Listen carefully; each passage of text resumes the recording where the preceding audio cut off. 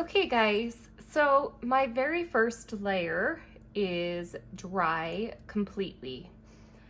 And I just want to point out that you can continue to play within the shapes of the vase. So one thing that you could do is you could paint some of these areas out, such as, I can paint the bottom of this vase.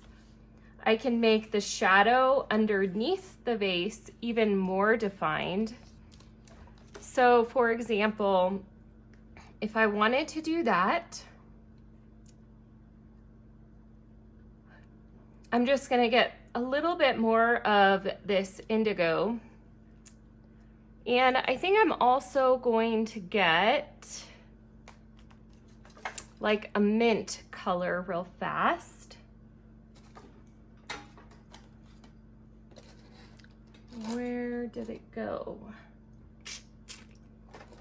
Here it is. So this is tropical green, and this one is one of my favorite colors from this set of Charbon acrylic paints. So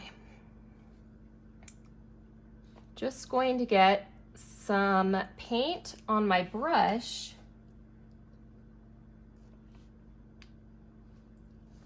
and then I can just take my paintbrush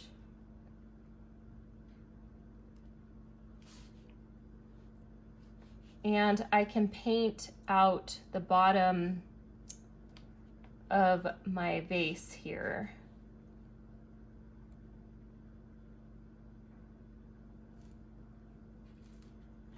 Whenever I am especially painting a still life painting, I am always trying to evaluate what shapes are in a vase, and I really just try to focus on the shapes within whatever still life I am painting. So that's why I feel like having a stencil just works really well to get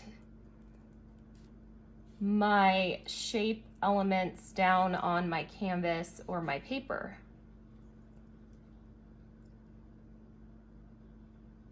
So see how that even adds almost like another layer of dimension to this piece. And also you can even add just different chunks of color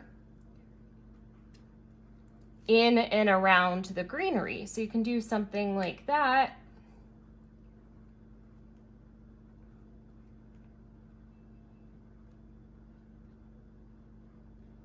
I mean, I could probably even fill the whole entire thing,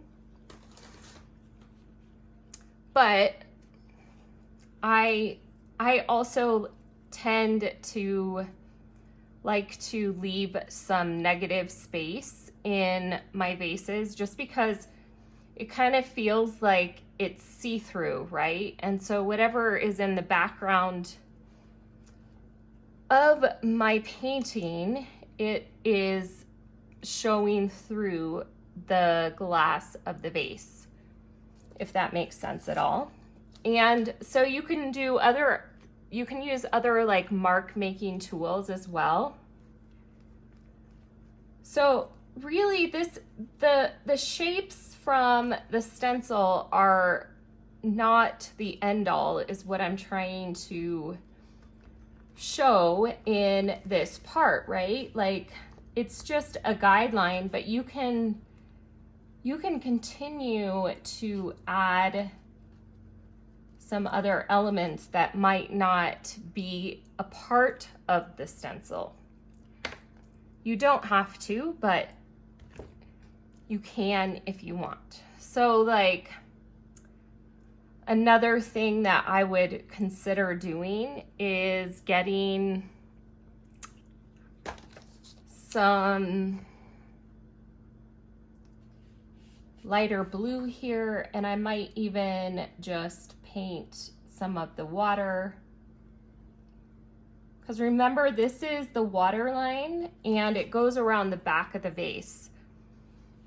And you can really sort of see what I'm talking about if you look at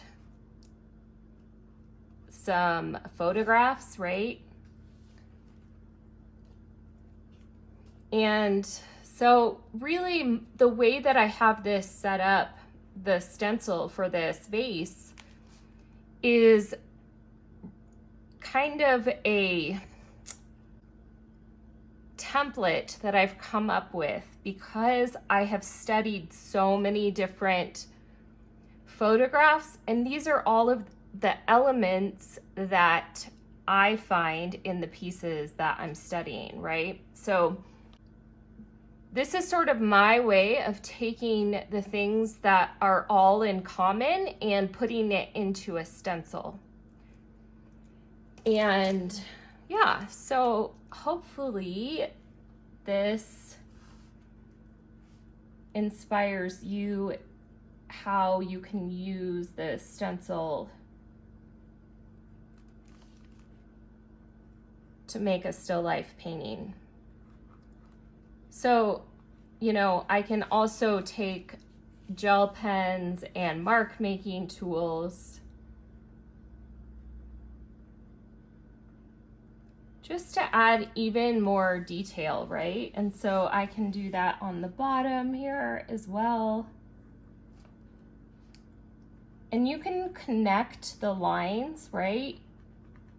This is just, again, it's a template to allow you to go farther in your still life paintings. So you don't have to keep all the shapes separate. You can actually join them if you want.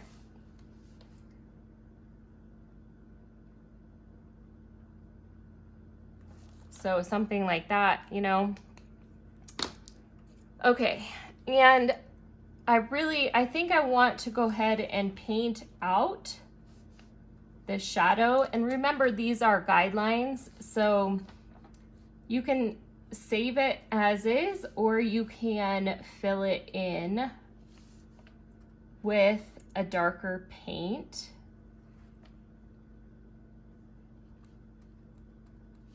So you can do something just like this here.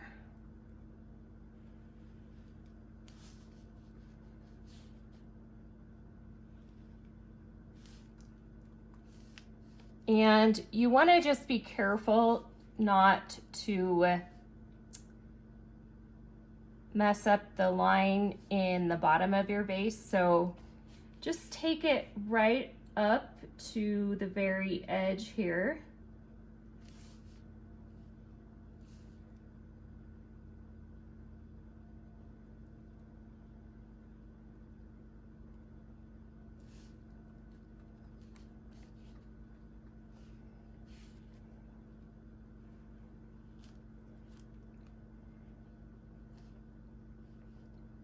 I'm just trying to get as close to the line as I possibly can without going into it.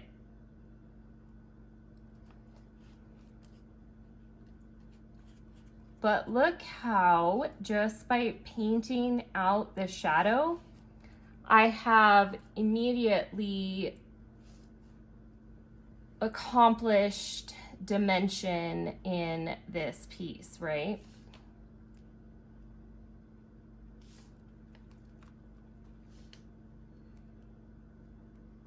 So look at how cool that is.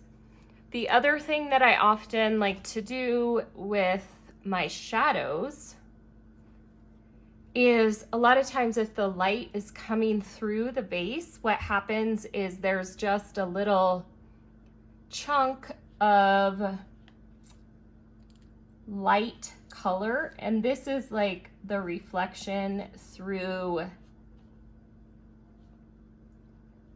the vase. So sometimes it's just like a little kind of glimmer, just like that. So I feel like this is a good stopping place for the vase and the shadow. Now we want to go ahead and start adding some floral elements, which is always fun. Just trying to make sure that that paint is dry.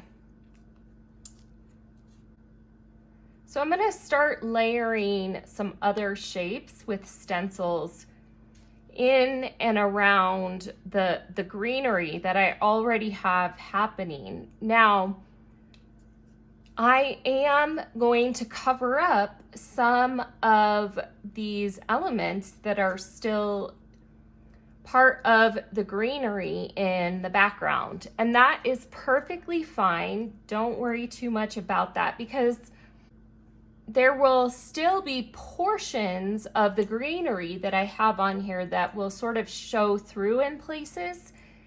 And that's what you want. You want there to be some kind of dimension in your pieces, right?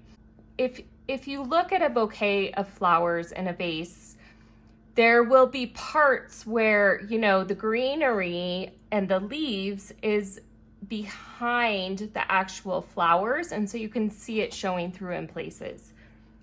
So don't worry too much about that. And I think I'm gonna do like a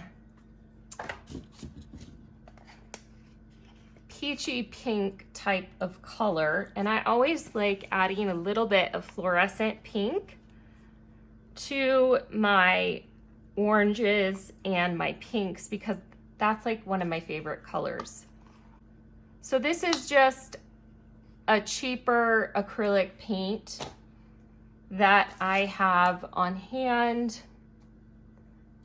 So really any kind of acrylic paints are gonna work for this type of a painting. So what I'm gonna do is I'm just gonna start painting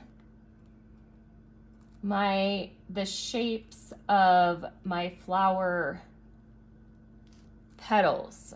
And I think I'll probably do the center of my daisy a white color.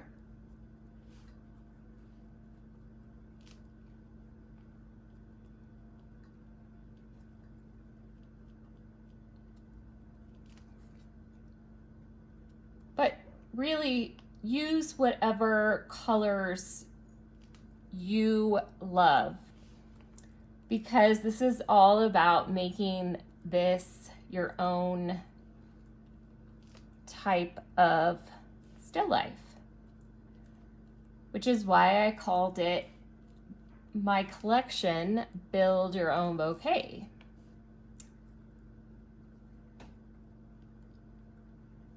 But really the possibilities are endless.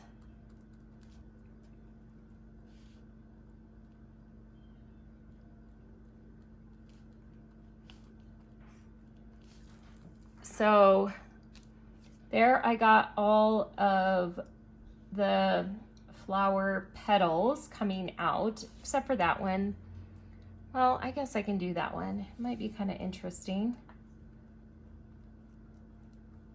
You don't have to use every part of a stencil to create a piece like this, right?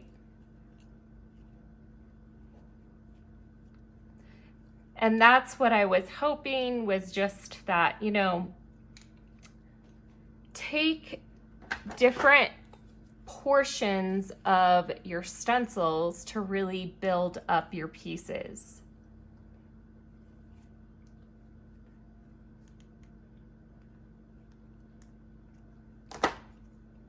So here I'm just gonna add this white in the center. Again, it's kind of mixing a little bit with my pink, but that's okay. And also, I just want to mention really fast, don't be afraid of making your flowers go off the page, because it ends up making a really interesting composition, right?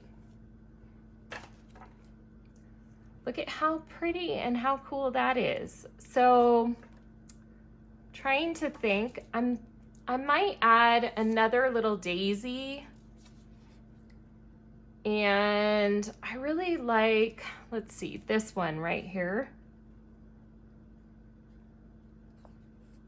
I might somewhat mess up my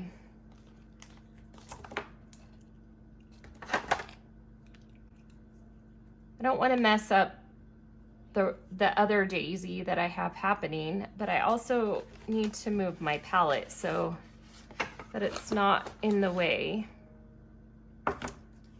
at least for the moment. So I'm thinking like maybe over here, if I just gently set my stencil in the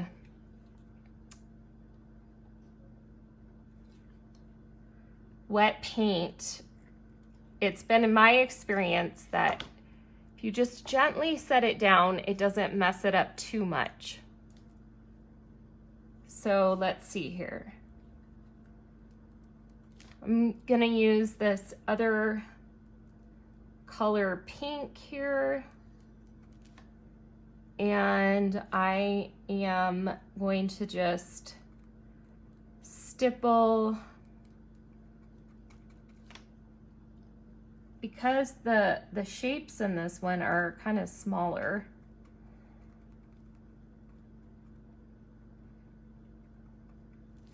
And again, I'm going to do some white there in the center.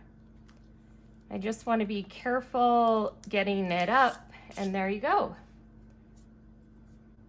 And at any point, if you know, after you have stenciled in your image, you can always come back later and clean some of the shapes up, because you know, if some of it is kind of messy, you can always just come back and clean it up.